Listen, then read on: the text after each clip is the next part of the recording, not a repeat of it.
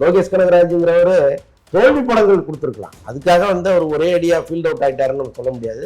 மிகப்பெரிய ஹீரோவை வச்சு படம் பண்ணவர்.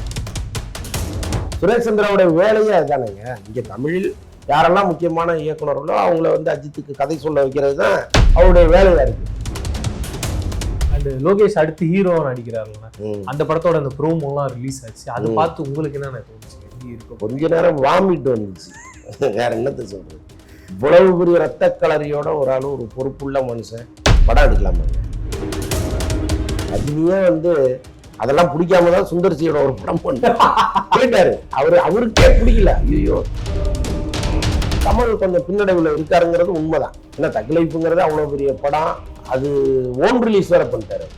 படத்தை தள்ளி விட்டு இருந்தா கூட அந்த பேர்டன்ல பாதி குறைஞ்சிருக்கும். கண்டிப்பா. அந்தனன் சார் வணக்கம். வணக்கம். அஜித் சார் கூட லோகேஷ் கனகராஜ் இணைஞ்சு ஒரு படம் பண்ண போறாருன்னு டக்குன்னு ஒரு நியூஸ் சோசியல் மீடியா. இது எந்த அளவுக்கு நம்புறதே தெரியல. ஏன்னா இப்போ வரைக்குமே வந்து அவரு ஆதிக் ரவிச்சந்திரன் கூட ஒரு படம் பண்றாரு. அதுக்கப்புறம் நிறைய டேரக்டர்ஸோடைய பேர்லாம் சொல்லிட்டு இருந்தாங்க. அப்போது லோகேஷ் கனகராஜோட பேர் வரல. டக்குன்னு இவர் பேர் எப்படி வந்தது அப்படின்னு ஒரு கேள்வி. லோகேஷே ஒரு இன்டர்வியூல சொல்லியிருக்கிறாரு, அஜித் சாருக்கு படம் பண்ணணும்னு எனக்கு ஆசை இருக்கு, அதற்கான ஒரு முயற்சியில இருக்கேன் அப்படின்னு அவர் சொல்லியிருக்காரு. ஸோ அதனால வந்து கட்டாயமா அது நடந்திருக்கு. இன்னொன்று, சுரேஷ் சந்திராவுடைய வேலையே அதுதானேங்க. இங்க தமிழில் யாரெல்லாம் முக்கியமான இயக்குனர்களோ அவங்கள வந்து அஜித்துக்கு கதை சொல்ல வைக்கிறது தான் அவருடைய வேலையா இருக்கு. ஸோ அப்படி இருக்கும்போது அது ஒரு பெரிய கஷ்டமான விஷயம் கிடையாது. இன்னொன்று, லோகேஷ் கனகராஜுங்கிறவரு தோல்வி படங்கள் கொடுத்துருக்கலாம். அதுக்காக வந்து அவர் ஒரே அடியா ஃபீல்ட் அவுட் ஆயிட்டாருன்னு நம்ம சொல்ல முடியாது. மிகப்பெரிய ஹீரோவை வச்சு படம் பண்ணவர். ஒரு பக்கம் விஜய், இன்னொரு பக்கம் ரஜினி. இதை விட என்ன தகுதி உங்களுக்கு வேணும்? கண்டிப்பா. அதனால கட்டாயமா அஜித் வந்து கூப்பிடுவாரு. அது மெட்டீரியல் ஆகுதான்னு நமக்கு தெரியாது. அந்த சந்திப்பு நடந்திருக்கலாம், கதை சொல்லியிருக்கலாம். அண்ட் லோகேஷ் அடுத்து ஹீரோ நடிக்கிறாருல்ல, அந்த படத்தோட அந்த ப்ரோமோலாம் ரிலீஸ் ஆச்சு. அதை பார்த்து உங்களுக்கு என்ன தோணுச்சு? எப்படி இருக்கும்? கொஞ்ச நேரம் வாமிட் வந்துச்சு. வேற என்னத்தை சொல்றது? இவ்வளவு பெரிய ரத்த கலரியோட ஒரு ஆளு, ஒரு பொறுப்புள்ள மனுஷன் படம் எடுக்கலாமாங்க? ஏன்னா அவங்க 1000 கருத்தை சொல்லிட்டு போங்க. ஒரு ஃப்ரேமை பார்க்கும்போது ஒரு பிளசண்டா இருக்கும். நம்ம சரி ஆக்ஷன் படங்கள் எவ்வளவோ நம்ம பார்த்துருக்கோம். கண்டிப்பா இல்லையா? அதை வந்து அவ்வளவு ரத்த கலரியா கொடுக்க வேண்டிய அவசியம் என்ன இருக்கு? இப்போ சுமி படம் அரசன் வந்துச்சு, அதுலயும் ரத்த கலரியா தான் வராரு. ஆனால் அதுக்கு முன்னாடி ஒரு மூட் செட் பண்றாங்க. கண்டிப்பா இல்லையா? அது ஒரு ரேடியா இப்படி எடுத்தோடனே அப்படியே ரத்த வழியே ஒரு ஆளை காமிக்கல அவங்க. அந்த மாதிரி தானே காமிக்கணும். அப்படியே ஒருத்தர் வந்து அப்படியே உலத்துல குளிச்சு எந்திரிச்சு வர மாதிரியா வருவாரு. ஸோ அதெல்லாம் பார்க்கும்போது நமக்கு இவங்க வந்து ஏதோ ஒரு வகையில நாம இந்த சமூகத்தோடு தொடர்புடைய ஆட்கள்ங்கிறதே மறந்துடுறாங்க. ரொம்ப அவைவாயிடுறாங்க. நாம செய்யறது எல்லாத்தையும் இந்த மக்கள் பாக்குறாங்க. எங்கேயோ ஒரு இடத்துல இது ஒரு தாக்கத்தை ஏற்படுத்துது அப்படிங்கிறதெல்லாம் புரியாமலே படம் எடுக்கிறது இருக்குல்ல. இது வேற ஜானரே உங்களுக்கு தெரிய மாட்டேங்குது. எப்போ பார்த்தாலும் இதை தவிர வேற ஒண்ணுமே உங்களுக்கு தெரிய மாட்டேங்குது. அப்ப எப்படின்னே புரியலையே. தலை வெட்டுறது இல்ல கொக்கைன் பறக்கிறது. ஆமா, இது பாருங்க, ரஜினியே வந்து அதெல்லாம் பிடிக்காம தான் சுந்தர்சியோட ஒரு படம் போயிட்டாரு. அவருக்கே பிடிக்கல. ஐயோ, என்னடா இது, நம்மளை வந்து ஐயனார் மாதிரி ஆக்கிடுவாங்க போடுறதுக்கு. அப்படி நாக்க தொங்க போட்டு ரத்தம் வழி அப்படி ஒரு ஆள் வந்தா அந்த மாதிரியே ரஜினி உருவாக்கிட்டாங்க. பிளசண்டா நம்ம ரஜினியை பார்த்துட்டு ஒரு பட்டை கிட்ட ஒரு தெய்வீகமா இருப்பாரு. ஆமா, அதான்டா இதான்டா பயங்கரமா இருக்கும் பக்தி பரவசம். ஆமா, அவரு வந்து கையில ஒரு அருவாளை வச்சுக்கிட்டு அது வந்து குழந்தைகள் பாக்குறாங்க, பெண்கள் பாக்குறாங்க. ஒரு ஹீரோன்னா அப்படி இருக்கணும், எல்லா தரப்பும் ரசிக்கக்கூடிய ஒரு ஆளா இருக்கணும். சண்டை காட்சின்னு ஒரு படத்துல தேவைதான். முழுக்க முழுக்க நான் அதையே எடுப்போங்கிற அளவுக்கு ரொம்ப இறங்கிட்டாங்க. இந்த வன்முறையின் உச்சமா போயிட்டு இருக்கு ஒவ்வொரு படம்.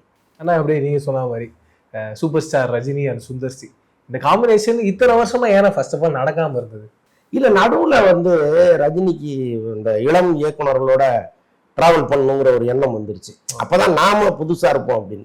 அது ஒரு வகையில உண்மைதான். நீங்க ஒரு இளமையா வச்சுக்கிறதுக்கு ரொம்ப முக்கியமானது நீங்க யாரோட சேர்றீங்கிறது ஒண்ணு இருக்கு.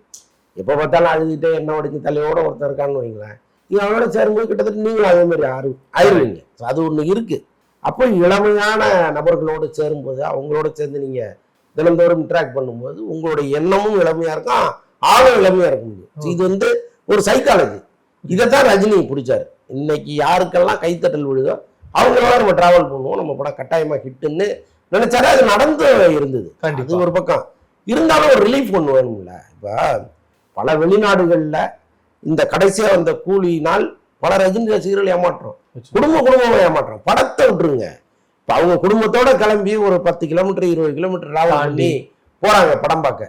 சில பேர் 1 மணி நேரம் 2 மணி நேரம் டிராவல் பண்ணி எல்லாம் போகணும். அவ்வளவு தூரம் வீடுகள் இருக்கும். படம்ங்கிறது தமிழ் படம் எங்கேயோ ரிலீஸ் ஆகும்.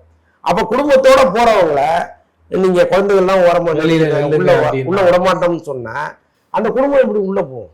அப்ப பெரிய ஏமாற்றத்தோட அவங்க திரும்பி போற ஒரு வேலை ரஜினி படத்துல நடந்துச்சு. எந்த படத்துல வேணாலும் நடக்கலாம், ரஜினி படத்துல நடக்கலாமா? ரஜினிங்கிறவர் எல்லாருக்குமான ஃபேமிலி ஆடியன்ஸ் தான். சோ அதெல்லாம் அவருக்கும் போகும்ல. எத்தனை வெளிநாடுகளுக்கு போறாரு அவரு, எவ்வளவு நண்பர்கள் இருக்காங்க. சார் என்ன சார் இப்படி பண்ணிட்டீங்கன்னு கேட்காத ஆட்கள் இருப்பாங்களா என்ன? அப்ப அதெல்லாம் மைண்ட்ல வரத்தான் சரி ரைட் ஒரு ரிலீஃபா ஒரு படம் பண்ணுவோம். இப்ப முன்ன வந்து இந்த கே.எஸ். ரவிக்குமார், பி. வாசு, சுந்தர்சி எல்லாம் பண்ணும்போது ஒரு ரிலீஃபுக்கு ஒரு படம் பண்ண மாட்டாருன்னு நமக்கு தோணும். இப்ப இவரு ரிலீஃப் ஆயிட்டாரு, அவருக்கு ரிலீஃபா மாறுறாரு பாருங்க. அதுதான் காலமாற்றம். பட் மக்கள் ரசிக்கிற ஒரு படமா சுந்தர்சி கொடுப்பாரு, அதுல ஒன்றும் மாற்று கருத்தே இல்லை. கண்டிப்பா. ஆனா இந்த வாட்டி சுந்தர்சி சார் ஒரு லிஸ்ட் ரொம்ப பெருசா இருக்குங்க. விஷால் சார் கூட ஒரு படம் பண்றாரு, ரஜினி சார் கூட ஒரு படம் பண்றாரு, அவரே ஹீரோவா அரண்மனை 5 பண்றாரு, மூக்குத்தியம்மன் பண்றாரு. எப்படி இத்தனை திடுதிப்புன்னு இப்படி ஒரு மேஜிக் நடந்தது? அல்ல, பொதுவாகவே அவர் ரொம்ப வியப்புக்குரிய ஒரு மனிதர் தான் சுந்தர்சி. நீங்க நல்லா நான் அது பல இன்டர்வியூல சொல்லியிருக்கேன். ஒரு 30-35 வருஷம் ஒரு ஹீரோ இண்டஸ்ட்ரியில ஒரே இடத்துல இருக்கிறதுங்கிறது பெரிய விஷயம் கிடையாது. நின்றுறாங்க ஏற்கனவே பல முறை பல பேர் நம்ம பாக்குறோம். ஆனால் ஒரு டைரக்டர் அப்படி இருக்காருன்னா கிடையாது, ரொம்ப ரேர். அது 4 படம். ஆமா, அவ்வளவுதான், அது மறைஞ்சிடும், அவ்வளவுதான். அது இன்னைக்கு இருக்கிற காலகட்டத்துக்கு இந்த பசங்களோட நீங்க இன்டராக்ட் பண்ணி ஒரு படத்தை கொடுக்கறது, இவங்களுடைய பல்ஸ் தெரிஞ்சு ஒரு படத்தை கொடுக்கறது இருக்குல்ல, அது வந்து ரொம்ப பெரிய சவால். அது அதை வந்து ரொம்ப ஈஸியா பண்ணிடுறாரு சுந்தர்சி. இது என்ன தேவை, கலகலன்னு ஒரு படம் அப்படி வரியா ஒரு 2.5 மணி நேரம் ஜாலியா எல்லாத்தையும் மறந்து பார்த்துட்டு போ அப்படின்னு ஒரு படம் எடுக்கிறாரு அவர். அது லாஜிக் பாக்குறது இல்ல, அது இதுன்னு எதுவும் கிடையாது. ஆனால் நல்லா இருக்கு. ஒரு பாலகிருஷ்ண படம் பார்த்தா எப்படி இருக்குமோ அந்த மாதிரி சுந்தர்சி படமும் இருக்கு. அதுல நீங்க லாஜிக் எல்லாம் பார்க்க கூடாது. ஸோ அதனால அவருக்கு அந்த இடம் அப்படியே இருக்கு. ஒரு 35 வருஷமா இப்ப அவரோட இயக்குனரா வந்தவங்க எல்லாமே எங்கெங்கயோ போயிட்டாங்க, யாருமே எங்க இருக்காங்கன்னு கூட தெரியல. அவர் இன்னும் அங்கேயே இருக்காரு. இன்னைக்கும் அவருக்கு இந்த படத்துக்கு 30 கோடி சம்பளம்ங்கிறாங்க. யோசிச்சு பாருங்களேன், அந்த இடத்துல இருக்காருல்ல அவர். டெஃபினட்டா அது பெரிய விஷயம் தான். ஆனா இதே மாதிரி இந்த ப்ராஜெக்டை பொறுத்த வரைக்கும் கமல் சாரோட ப்ரொடக்ஷன் தான் பண்ண போறாங்கன்னு சொல்லிட்டாங்க.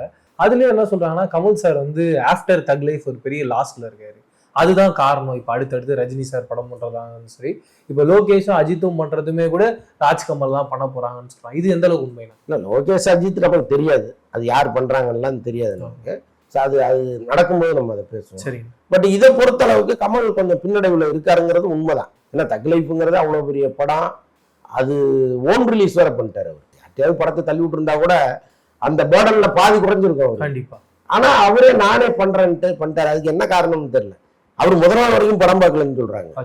அவருக்கு படமே போட்டு காமிக்கல, பெரிய நம்பிக்கையில இருந்து. ஆமா, இதோ சார் அதோ சார்னே சொல்லி படத்தை வலைதளம் போட்டு காமிக்கலன்னு சொல்றாங்க. படமா பார்த்த பிறகுதான் ஐயோ நம்ம பெரிய ரிஸ்க் எடுத்துட்டோம்னு அவர் அப்புறம் யோசிச்சிருப்பாரு. ஆனா அதுக்குள்ள கைமீறி போயிடுச்சு. இப்ப அந்த ஓன் ரிலீஸ் பண்ணும்பொழுது எல்லா இடத்துக்கும் அவர் திருப்பி பணம் கொடுக்க வேண்டிய சூழ்நிலை ஆகிப்போச்சு.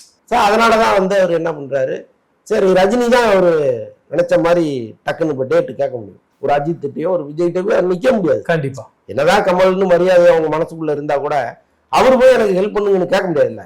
அந்த ஒரே உரிமை ஒரு ரஜினிகிட்ட தான் இருக்கு. ஸோ அதனால ரஜினியும் அவரும் சேர்ந்து ஏற்கனவே விக்ரமே அவர் தானே பண்ண வேண்டியது ரஜினி. ஸோ அதுல அவர் என்ன பண்ணிட்டாரு, கமல் கூட வேற ஒரு ப்ரொடியூசர் இருக்காரு, நாம கமலுக்கு தானே டேட்டு தரோம், அந்த ப்ரொடியூசருக்கு இதனால லாபம் அடையணும்னு சொல்லிட்டு நான் பண்ண மாட்டேன்ட்டேன். ஸோ அதுதான் இந்த படம் அவ்வளவு பெரிய வெற்றி படமா மாறணும்னு அவருக்கே கொஞ்சம் கில்ட்டியா இருக்கு. என்னடா நம்ம பண்ணலாம் இப்படி ஆயிடுச்சேன்ட்டு. ஆனாலும் கமலுக்குன்னு ஒரு கடமை அவருக்கு இருக்கு இல்லையா, ஸோ அதுதான் இப்போ பண்ணியிருக்காரு. இந்த படமும் ஒரு பெரிய ஹிட் ஆயிடுச்சுன்னா அடுத்து அவங்க 2 பேரும் சேர்ந்து பண்ற படம் இன்னும் வசதியா இருக்கும். ஆனா இந்த 2 பேரும் சேர்ந்து பண்ற படம் தொடர்ந்து ஒண்ணுன்னு சொல்லிட்டு இருக்காங்க. லோகேஷ்ன்றாங்க, நெல்சன்றாங்க. அது எந்த அளவுக்கு இப்ப இருக்கு? லோகேஷ் இல்ல, அது முடிவுரை எழுதிட்டாங்க. அவர் ஒரு 3 கதை சொல்லி 3மே ரஜினிக்கு பிடிக்கல. இன்னொன்னு அவருக்கு பேசிக்கலாவே ஒருத்தர் பிடிக்காம போயிட்டாங்கன்னா அவர் எந்த கதை சொன்னாலும் அவருக்கு பிடிக்காது. இதுதான் சினிமா சைக்காலஜி. ரஜினிக்கு மட்டும் இல்ல, எந்த ஹீரோ அதான். அப்ப அவர் லோகேஷ் ஏதோ ஒரு காரணத்தினால வேணான்னு நினைக்கிறாரு. அதனால முற்றுப்புள்ளி வச்சுட்டாரு. அடுத்து இப்ப நெல்சன் அந்த லிஸ்ட்ல இருக்காரு.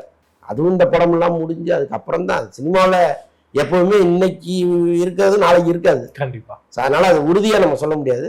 பட் இப்போதைக்கு நெல்சன் ஃபிக்ஸ் பண்ணிருக்காங்க. வெற்றிமாறன் சிலம்பரசன் படம் இது எப்ப ஷூட்டிங் ஆரம்பிக்கிறாங்க? இந்த அடுத்த மாசத்துல இருந்து போறாங்க. ஓ ஆமா. அதை பத்தி வேற ஏதாவது தெரியுமா? ஏன்னா ப்ரோமோவா பார்க்கும்போது நெல்சன் இருந்தாரு, ஓவராலா நெல்சன் படம் ஃபுல்லா வருவாரா? இல்ல நெல்சன் வந்து சும்மா அந்த ஒரு ஃபன்னுக்காக அவர் உள்ள கொண்டு வந்திருக்காங்க. படம் முழுக்க அவர் இருப்பதற்கு வாய்ப்பு இல்லை. இப்போ சிம்பு துபாயில் இருக்காரு. வெற்றிமாறன் வந்து அவருடைய மாஸ்க் படம் அவர் தயாரிச்ச படம். ஆமா, கவின் அவர் ஆண்ட்ரியாவும் சேர்ந்து தயாரிச்ச படம். ஸோ அந்த படத்தினுடைய வேலைகளில் இருக்காரு. அதை ரிலீஸ் பண்ணிட்டாருன்னா அவருக்கும் ஒரு பெரிய பேர்டன் குறையும். அதுக்கப்புறம் பீஸ்ஃபுல்லாக அதுக்குள்ளே வரலான்னு அவர் வெயிட் பண்ணிட்டு இருக்காரு. ஸோ அதுதான் இப்போ இந்த படத்தை ரிலீஸ் பண்ணிட்டாருன்னா உடனே ஷூட்டிங் அரசன். மணிரத்னம் சார் அடுத்து ஒரு லவ் படம் பண்ண போறாரு. அதுக்கு வந்து இவர் ஹீரோ அவர் ஹீரோன்னு ஒரு பெரிய லிஸ்ட் சொன்னாங்க. இப்போ அந்த ப்ராஜெக்ட் நடக்க போதா, அதை பத்தி ஏதாவது தெரியும்? விஜய் சேதுபதி பண்றாரு. ஓ ஆமா, அவரு ஹீரோ நடிக்க ஹீரோயினான ருக்மணி வசந்த். ஓ இது லாக் பண்ணிட்டாங்க. ஆமாமா, பேசிட்டாங்க. அதான் காதல் படம் மணிரத்னம் காதல் படம் பண்ணி ரொம்ப நாள் ஆச்சுன்னு கண்டிப்பா கரெக்டா இருக்கும். ஆனா காதல் படம்னாலே எல்லாருமே மணிரத்னம் தான் அப்படின்னு சொல்லுவாங்க, ட்ரெயின் மார்க்கா. அண்ட் விஜய் சேதுபதி நிறைய கமிட்மெண்ட் வச்சுக்கிட்டே இருக்காங்க. ஆனா பெரிய லெவலில் எதுவும் அடுத்தடுத்து உடனே ரிலீஸ் ஆகாத மாதிரி ஒரு ஃபீல் இருக்கு. அதுக்கு ஏதாவது காரணம் இருக்கானா? இல்ல, அவரை பொறுத்த அளவுக்கு அவர் வந்து பெரிய எதிர்பார்ப்புகள்லாம் அவர்கிட்ட கிடையாது. அப்படியே மூழ்ந்து பரண்டு மெனக்கெட்டு அப்படிலாம் கிடையாது. ரொம்ப கேஷுவலாக ஒரு படம் பண்ணுவார். அது ஓடுதோ ஓடலையோ அதை பற்றி கவலையே படாமல் அவர் பாட்டை போயிட்டே இருப்பார். ஸோ அதுதான் விஜய் சேதுபதியோட பேசிக் படம். ஸோ அதனால் அது ஒரு வகையில் நல்லதும் கூட. இன்னொன்று நிறைய பேருக்கு அவர் ஆரம்ப காலத்தில் அவருக்கு உதவுனவரில் இன்றைக்கும் நினச்சி திரும்ப ஹெல்ப் பண்ணுறது, ஸோ அவங்களுக்காக படம் பண்ணுறது. இப்பயும் காக்கா முட்டை மணிகண்டன் வந்தாருன்னா இவ்வளவு நெருக்கடியிலும் அவருக்காக படம் பண்ணுவார். மணிரத்னம் படம் சங்கர் படம்ங்கிறது எல்லாருடைய கனவா இருக்கும். அவங்க எல்லாம் படம் ஓடுதோ ஓடலையோ அந்த இடத்துல இருக்காங்க கண்டிப்பா. அப்போ அவர் நினைக்கும் பொழுது கரெக்டா இவர் கூப்பிடுறாரு. ஏற்கனவே செக்கச்சி வந்த வானம் பண்ணியிருந்தா கூட ஒரு முழு ஹீரோவா இல்ல. கண்டிப்பா மணிதான் ஃபர்ஸ்ட் ஹீரோன்றது. இதான் ஃபர்ஸ்ட் டைம். ஆனா அடுத்து மணிகண்டன் சார் அடுத்து அவருடைய லைன் அப்பா என்ன இருக்கு? ஏன்னா குடும்பஸ்தனுக்கு அப்புறமா அவர் அடுத்து என்ன பண்றாருன்னே தெரியல. மணிகண்டன் அவரே டைரக்ட் பண்ற மாதிரி ஒரு பிளான் இருக்கு போல. ஸோ அதுக்காக கதை எழுதிட்டு இருக்காருங்கிறாங்க. பட் அவரு படமும் தான் வெள்ளிக்கிழமை ராமசாமி மாரி வந்துட்டே இருக்க. திடீர்னு ஒரு படம் வரும், அது எப்போ எடுத்தாங்க எப்போ ஆரம்பிச்சாங்க அப்படின்னு தெரியாது. திடீர்னு ப்ரொமோஷன் ஆரம்பிச்சு படத்தை கொண்டு வந்துடுவாங்க.